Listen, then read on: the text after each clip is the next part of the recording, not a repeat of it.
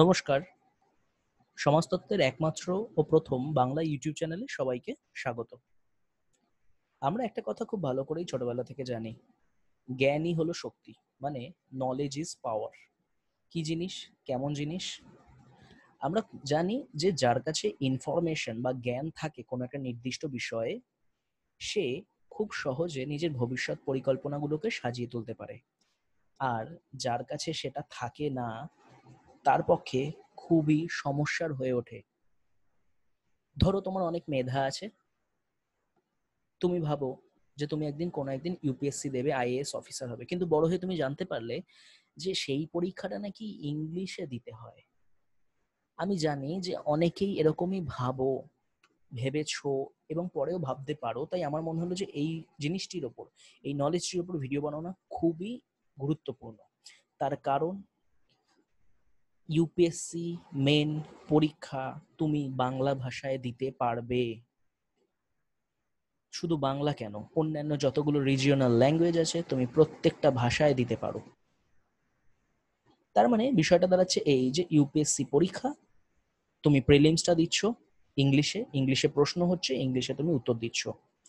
তুমি সিলেক্ট হলে মেনে তুমি ফর্ম যখন ফিল আপ করছো, মানে একদম শুরুতেই, তখন তুমি বাংলাতে লিখবে, এরকম একটা জায়গা তোমাকে ফিল আপ করতে হচ্ছে। এখানে স্পষ্ট করে সেটা বলাও রয়েছে, but you have to write all papers in one and same language and need to indicate the same while filling up the form.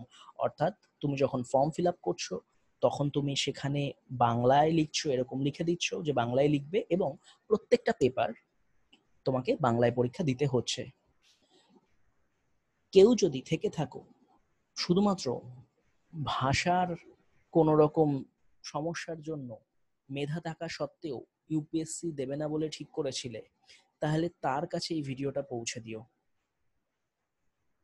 কারণ আমরা জানি যে ভাষা কোনোদিনও কোনো অন্তরায় হতে পারে না কারুর সাফল্যের পিছনে।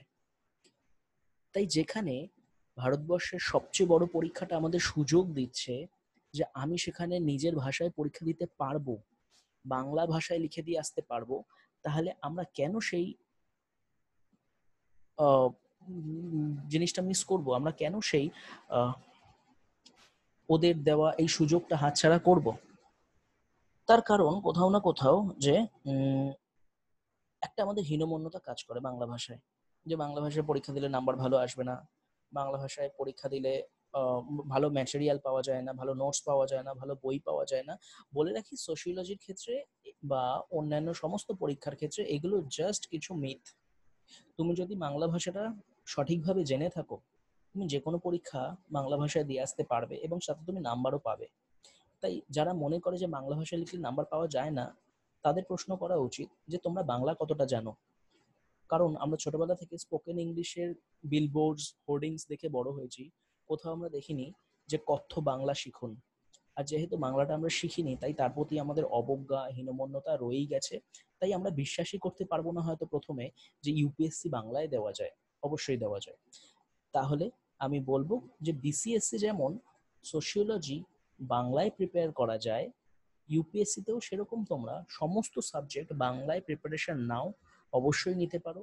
ইউটিউবে এরকম ভিডিও আছে যেখানে তোমাকে গাইড করছে যে বাংলায় কিভাবে পড়া যায় বাদবাকি সাবজেক্টগুলো। সোশিওলজির জন্য তো আমি আছি, কিভাবে লিখতে হবে। এর পরবর্তী ক্ষেত্রে আমরা নিয়ে আসবো বিসিএস আর ইউপিএসসির যে সিলেবাস সোশিওলজি অপশনালের, সেটা কোথায় কোথায় আলাদা।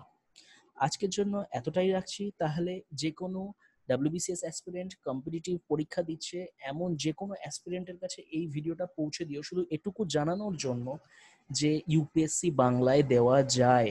প্রশ্ন হচ্ছে তোমার হিন্দিতে ও ইংলিশে, কিন্তু তুমি উত্তরগুলো সম্পূর্ণ বাংলায় লিখে আসতে পারবে। আজকের জন্য তাহলে এতটুকুই।